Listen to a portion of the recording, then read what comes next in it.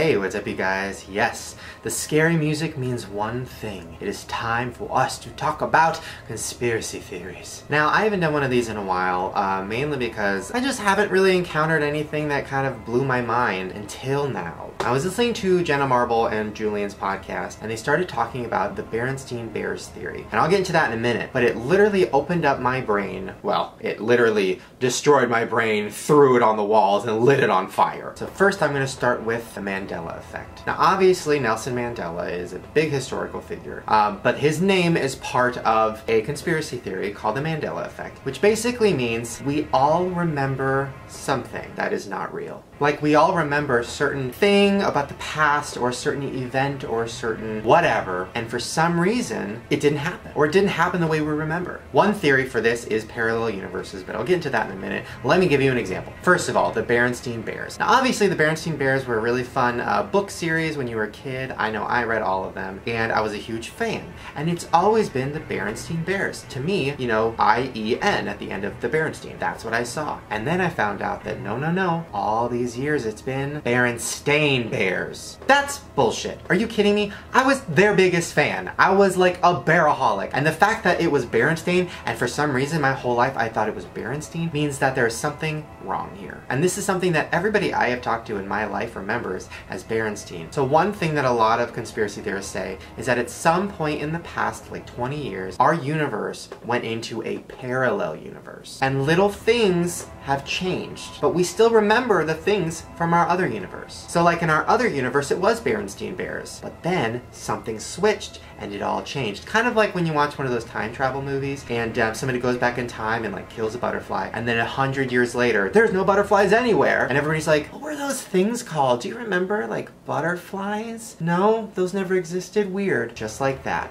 except with bears and their cartoons. I don't know. But this isn't the only thing that people are calling a Mandela effect. I'm going to give you a list of a few of them that freaked me the fuck out. This woman. Do you know her name? I've always called her Barbara Streisand. No. Her name has always been Barbara. Who the fuck spells their name like that? That's not a thing. No offense to all the Barbaras out there, it probably is a thing, but for Barbara Streisand, she's always been Barbara Streisand to all of us. And now for some reason they're trying to tell me that her name has always been Barbara. Mandela effect. One fun thing is that the word definitely is the most misspelled word in the whole fucking English language, and I spell it wrong every single time in a text message, and it always has to change it. So some people are saying, well, maybe in the other universe it definitely was spelled that way, and that's how we all remember it. Or we all just suck at spelling.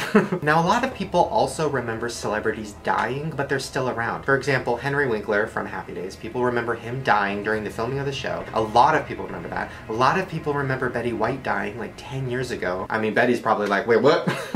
She's still working, but a lot of people remember that. I'm sure some people remember me dying. I'm surprised I'm not already dead. I'm close, but I'm not dead. Now you all remember that movie from years ago where Tom Cruise played a vampire. And the movie, as we all thought, was called Interview with a Vampire. Turns out, no. It's been Interview with the Vampire the whole time. Even when you Google it, Interview with a Vampire comes up first. So obviously, we all remember it as that title. Similar to Sex and the City. Oh, what was that? Sex and the City? No, it's Sex and the City. What the fuck? And I know a lot of people are like, well, that could just be something that people have just kind of mistakenly said. But how come all of us have mistakenly said it? And those are two very popular things. Sex and the City was on for like 1 billion years, and we all call it Sex in the City. Another example is that everybody remembers the scene from Star Wars where he said, Luke, I am your father. It's like the most quoted scene of all time. I'm about to blow your guys' minds.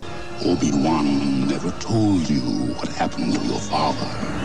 He told me enough. He told me you killed him. No. I am your father. What? Hello? Are you kidding me? Literally, Luke, I am your father. That is on shirts. People walk around and go, Luke, I am your father. That was actually really good.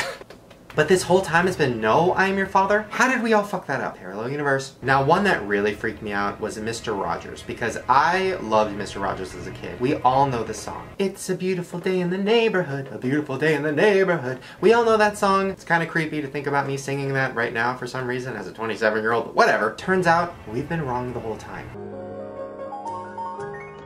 It's a beautiful day in this neighborhood, a beautiful day for a neighbor. Would you be mine? Yeah, it's a beautiful day in this neighborhood. I've never sang it like that. I've never heard anybody sing it like that. My mom used to sing me that song every day and she never sang it like that. So how can we all remember it as the neighborhood? Now listen, I know a lot of those are stupid and a lot of people could be like, oh come on, it's just people fucking up words, which might be true. There's a lot that kind of makes sense to me. I mean, the whole theory of parallel universes and the whole theory of, you know, well, it's not even a theory, black holes exist. All of these things, like the universe is so huge. There's so many planets, so many galaxies. The fact that like our planet, our universe could have went through a black hole, could have got shifted off of its path, that could have happened. Think about it. What if in some other universe, Shane Dawson was funny?